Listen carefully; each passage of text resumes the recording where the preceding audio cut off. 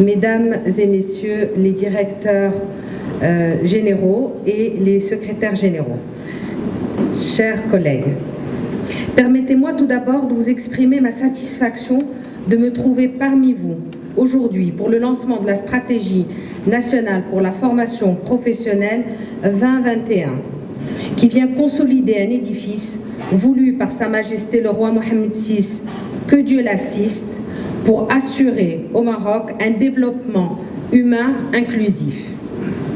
Cette stratégie est le fruit d'un travail de concertation étroite entre le ministère de la formation professionnelle et la CGM et l'illustration des vertus d'un partenariat public-privé engagé et crédible, où la politique publique et les besoins du secteur privé en matière de ressources humaines qualifiées et bien formées convergent.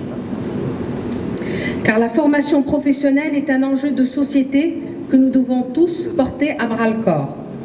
Il vient compléter un dispositif pédagogique et répondre à une demande de compétences qui n'est pas forcément celle offerte par l'université. Les entreprises ont certes besoin de managers, mais elles ont également et tout aussi besoin des femmes et des hommes de l'art, issus de tout niveau de qualification qui maîtrisent les métiers. Et c'est là l'esprit de la formation professionnelle. Celle-ci n'est pas et ne doit pas être ce système alternatif à la déperdition ou l'échec dans un cursus scolaire académique classique. Je pense qu'on est vraiment dans un changement de paradigme. La formation professionnelle n'est pas non plus, ne doit pas être cet accès privilégié à certaines formations pour une poignée de salariés pour pouvoir justement enjoliver tout simplement leur CV.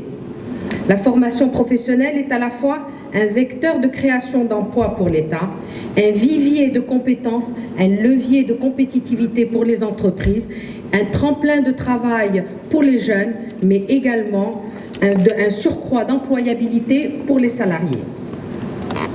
C'est pour cela que les éléments de cette stratégie lancée aujourd'hui nous paraissent fondamentaux et essentiels, en favorisant dès le primaire l'émergence d'une conscience des métiers, puis au secondaire un contact avec ces métiers, et enfin en instituant un bac professionnel, on offre aux élèves un choix et pas seulement une alternative entre deux systèmes qui jusque-là étaient exclusifs l'un pour l'autre.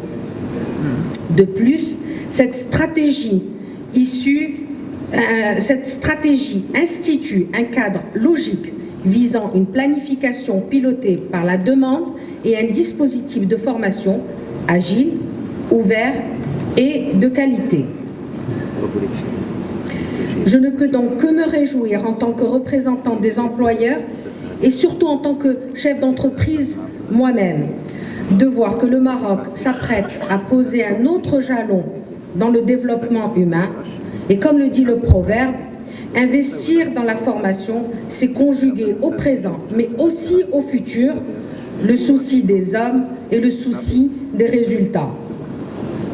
Je me réjouis également de voir que cet esprit de concertation et ce partenariat fort public-privé en la matière perdurera à travers les conventions qui vont être signées aujourd'hui.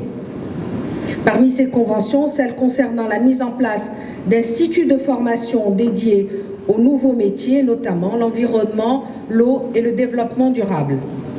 Je tiens également à saluer la clairvoyance du ministère en ce qui concerne la création, dans le cadre de l'Académie des entrepreneurs mis en place par la CGEM, un institut de formation au management et à la formation des TPME et la promotion de l'entrepreneuriat.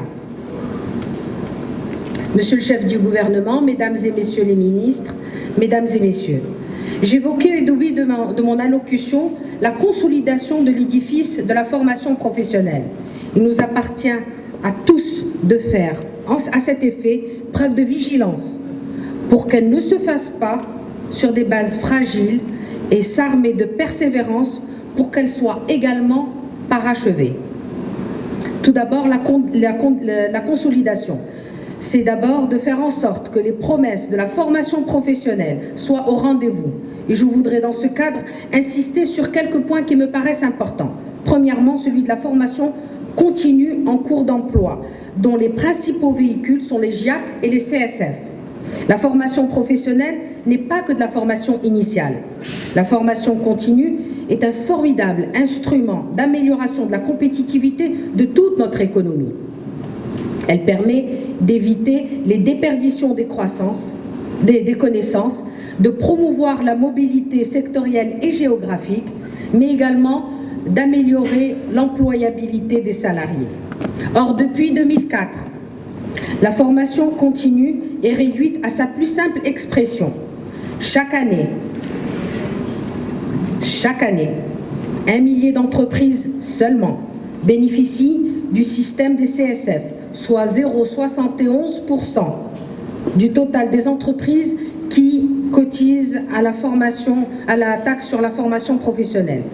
La réforme du système approuvée en juin 2014 et sur laquelle nous avons beaucoup misé, représentait la promesse d'un renouveau et du changement. 18 mois après, les résultats ne sont toujours pas au rendez-vous, et ce en raison principalement de la gouvernance actuelle du dispositif. Résultat, les entreprises qui payent aujourd'hui 1,8 milliard de dirhams par an au titre de cette taxe professionnelle et qui doivent bénéficier du tiers de ce montant pour la formation de leurs salariés ne consomment même pas 5% de leur contribution et 95% restants alimentent le budget de la formation initiale. Moi, je voudrais poser une seule question. Est-ce que le financement de la formation initiale est de la responsabilité de l'entreprise? Et c'est fondamental de se poser cette question-là. Bien sûr, vous connaissez tous la réponse. Le deuxième point, et sur lequel je voudrais insister, est celui de la qualité en matière de formation initiale. La CGM a accueilli avec une grande satisfaction le lancement du plan de développement quinquennal de l'OFPPT.